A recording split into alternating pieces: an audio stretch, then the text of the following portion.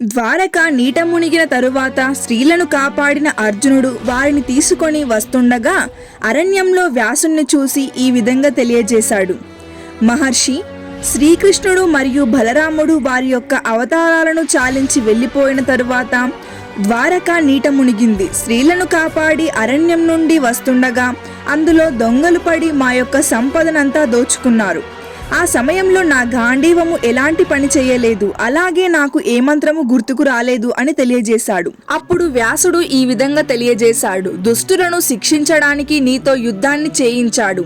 అలాగే గాంధారి యొక్క శాపం, మునుల యొక్క శాపం, దుర్వాసుడి యొక్క పలుకులు శ్రీకృష్ణుడికి తెలుసు. అందుకే యాదవులను ఏమాత్రం హెచ్చరించలేదు. అన్నీ తెలుసుకున్న శ్రీకృష్ణుడే కాలం కలిసి రాక నీకు అరణ్యంలో ఎలాంటి సహాయం చేయలేకపోయాడు. అందుకే నీ గాంధీవము పనిచెయ్యలేదు, నీకు ఏ మంత్రము స్పృహ రాలేదు అంటూ తెలియజేశాడు.